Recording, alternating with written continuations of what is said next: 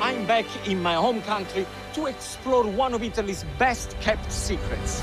This, it's stunning Adriatic coast. I'm on a 700-mile journey exploring the extraordinary sights and flavors. Mamma mia! It's very delicious. Wonderful. Of the magnificent east coast of Italy and its beautiful crystal clear waters. From magical Venice in the north to the most southern point of the Adriatic. Welcome to my Italian coastal escape.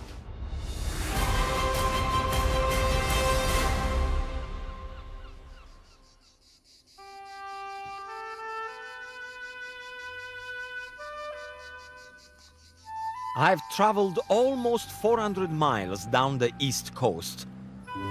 And the natural beauty of the Adriatic is spectacular.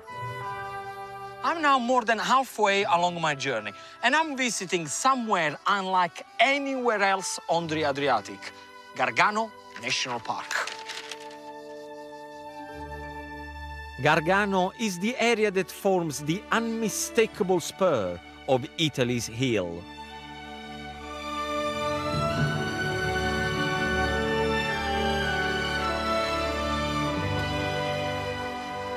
This 30,000-acre mountain range has protected national park status. These forests and olive groves are home to some of the oldest trees in Europe. Most of its pastures are used for grazing Podolica cows. This farm, 15 miles from the coast, produces a local specialty, Caciocavallo cheese, that dates back to 500 BC. Giuseppe's family have been making it here by hand for 400 years. Anche a loro, certo. No. Okay. Smells amazing. Smooth.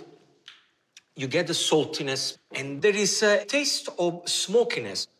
Sembra un po' affumicato. Come mai? Perché nell'ambiente di lavorazione si accende il fuoco per scaldare il latte, per scaldare l'acqua, e quindi indirettamente... They say that is a natural thing, because when they heat up the milk and the water as you're making the cheese, there will always be a fire in the corner going, and that gives that smokiness, so it's a natural smokiness to the cheese. Oh, questo è buonissimo. Certo. Once you make the cheese, then you have to hang it. The minimum is 2 months. But you can actually hang it for many, many years. The more it hangs, the more flavor will develop. È un peccato perché diventa, come dire, un formaggio da meditazione. So he was explaining that this is the ideal cheese for melting. I got an idea for this cheese.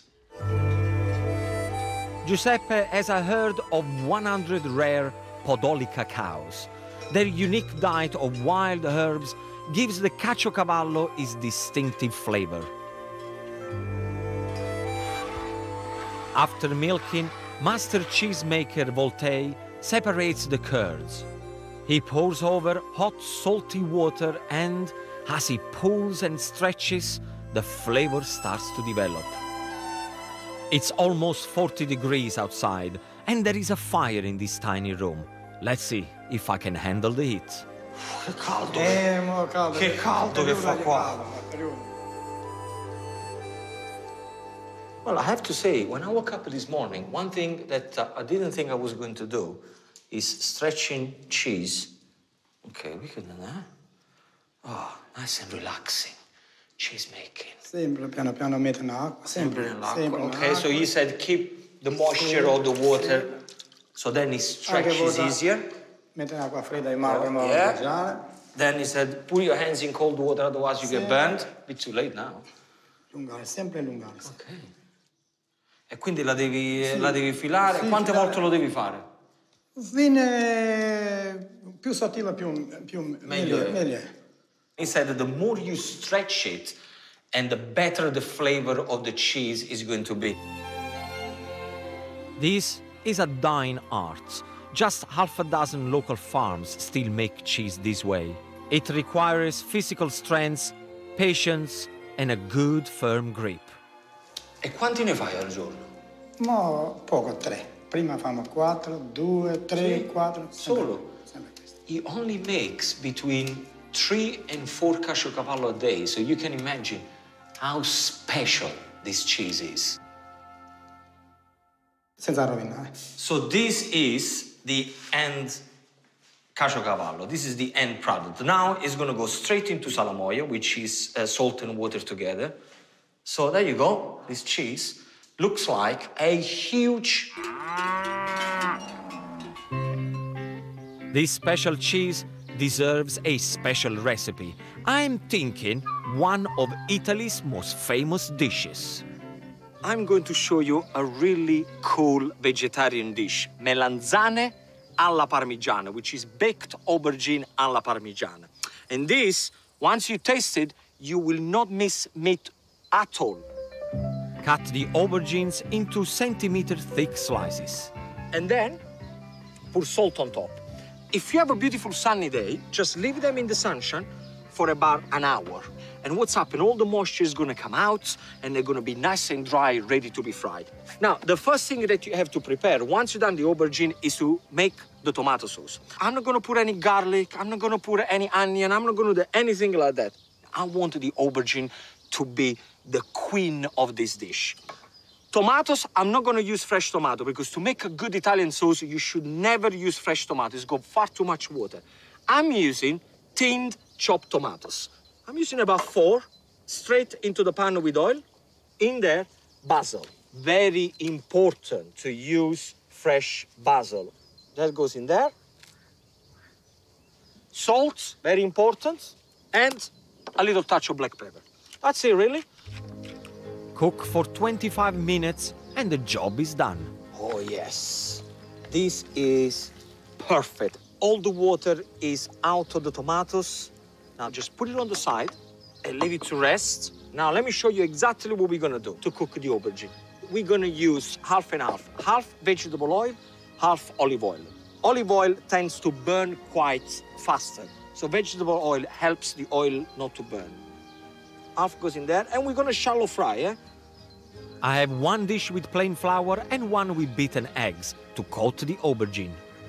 Now, if you look at the aubergine, all these little drops of water, get a kitchen cloth, pat them down so you take all the excess water away.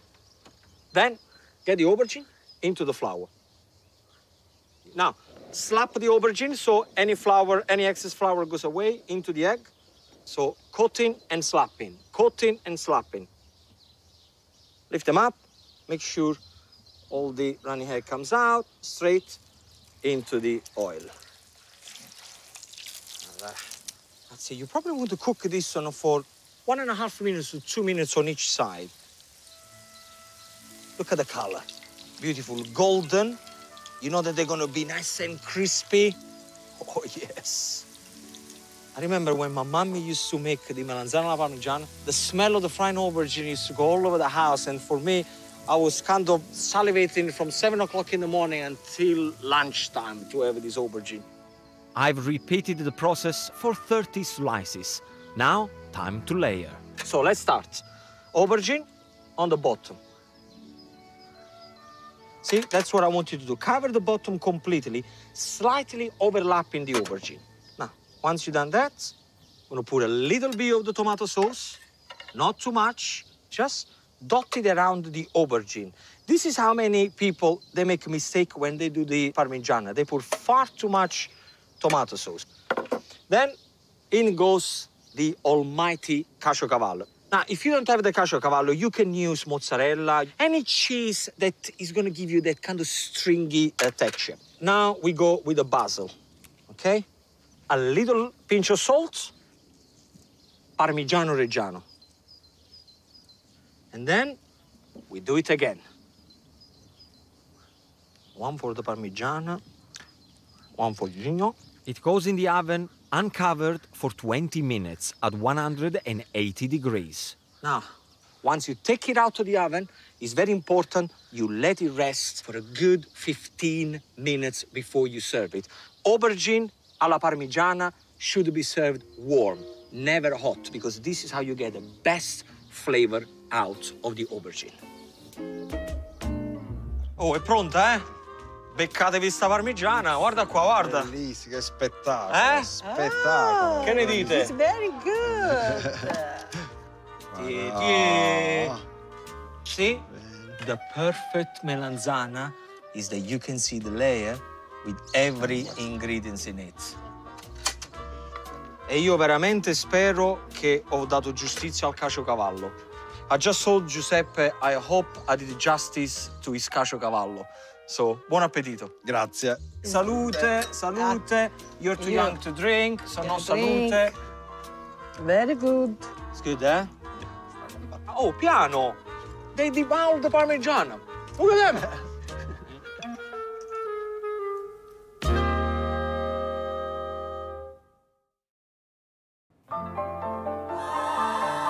I've left the mountain ranges of Gargano behind and returned to the Adriatic coast.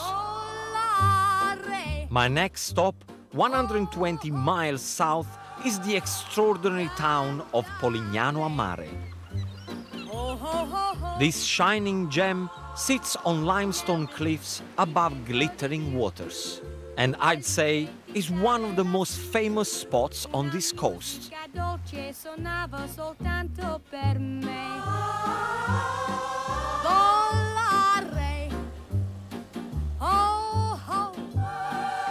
Now, this place 20 years ago was almost derelict. Now, it's one of the most beautiful towns on the Adriatic coast. Once a poor agricultural region, tourism has changed its fortunes. Now its enchanting narrow streets, rustic charm and incredible views draw over 85,000 visitors each year. What is incredible about this town that it's actually been built on the caves, and I've never seen that before. Polignano a Mare means to be at sea, and this town literally looks like it's floating almost 30 meters above the sea caves.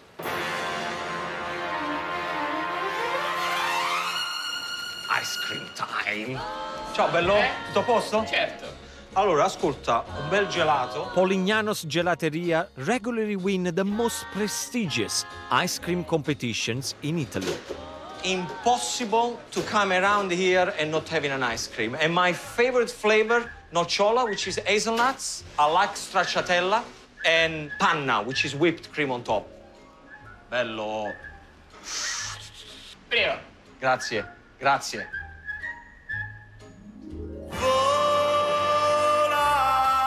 This town is also celebrated as the birthplace of the father of Italian singers. If you come to Polignano, you're gonna have to meet my friend, Domenico Modugno. In 1958, he wrote and sang what is perhaps Italy's most famous song, Volare. But it's not a singer, caves or ice cream that brings the really big crowds here. This is the oldest house in town. Doesn't really look anything special from the outside, but apparently something special going on inside. Antonio? Ciao Gino. Buongiorno. Come Posso? stai? Vieni, accomodati, accomodati. Vieni Gino, vieni. Qui stiamo entrando nella parte... Antonio grew up here with his parents and grandparents. So this house is over 1,000 years old.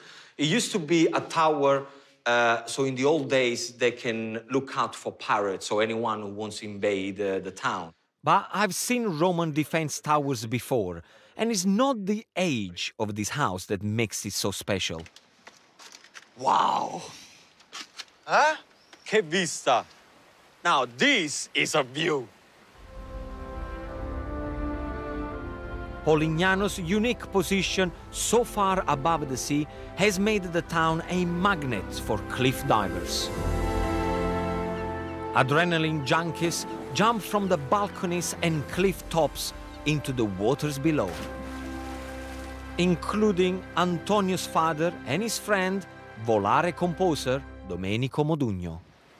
Antonio was saying that his dad and Domenico Modugno, they used to come here when they used to be young boys and jump from the cliffs And he believes the inspiration of writing volare, volare in English means flying, it comes from the fact that they used to see these crazy people flying from the cliff straight into the sea.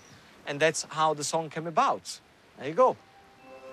And 3 years ago, this little house became host to the biggest cliff diving competition in the world. Each September, huge crowds gather to watch elite divers compete for the world title, leaping from platforms 27 meters high, built from Antonio's balconies. And to get to the platforms, the divers actually walk through Antonio's home.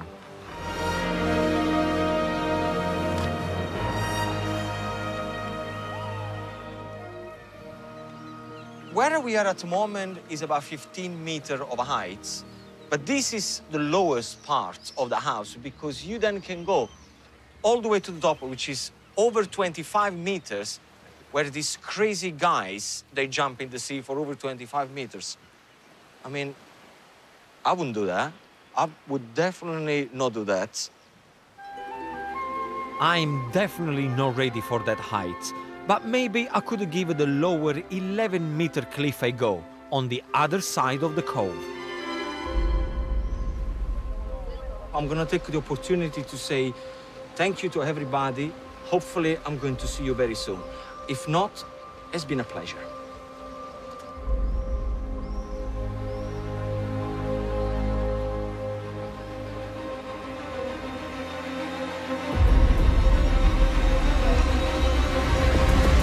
I don't want to do it.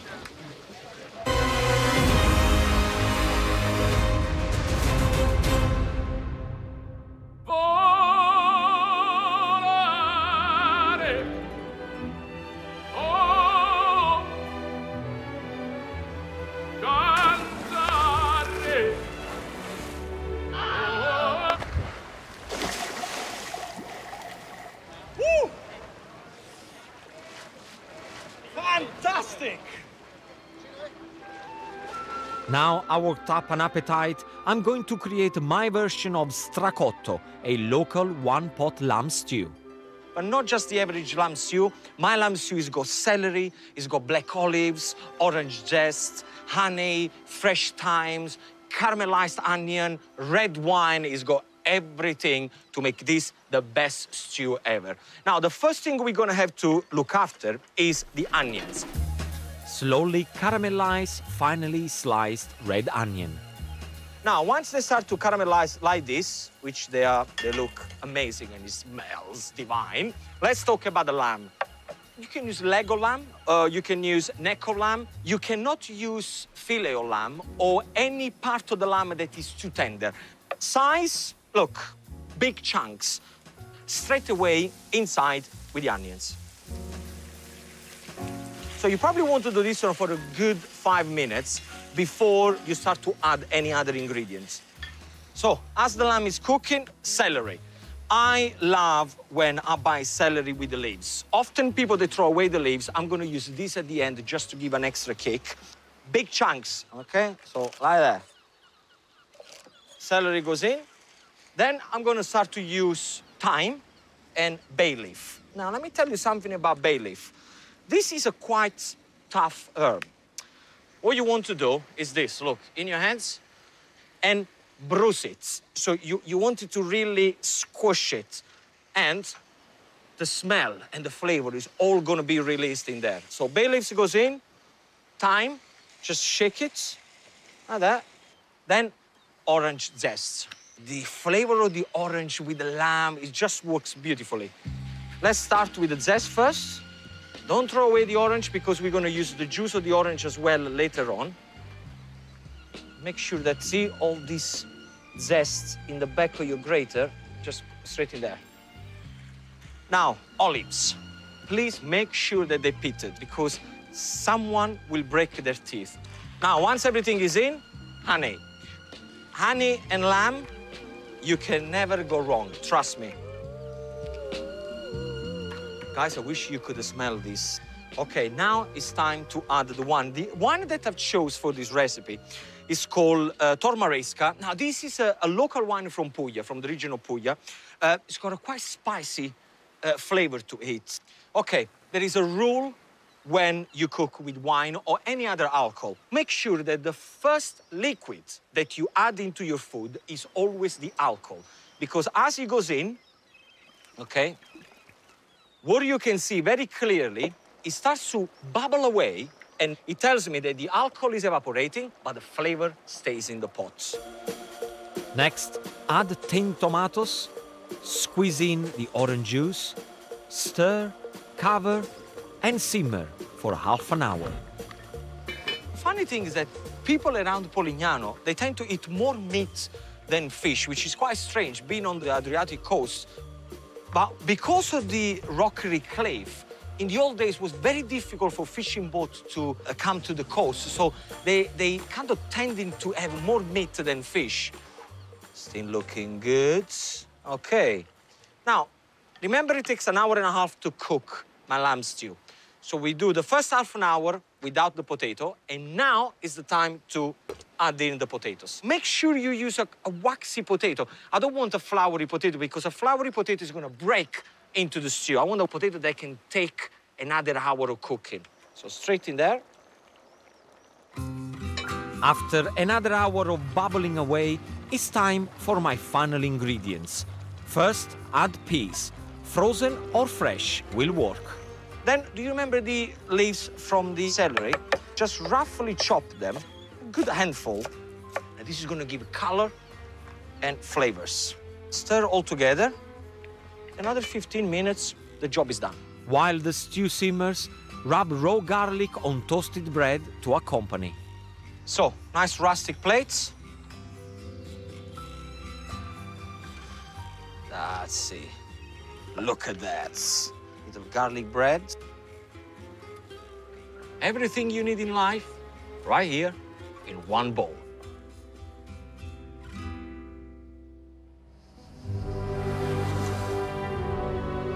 The next leg of my journey takes me inland to the food lovers' paradise of the Etria Valley.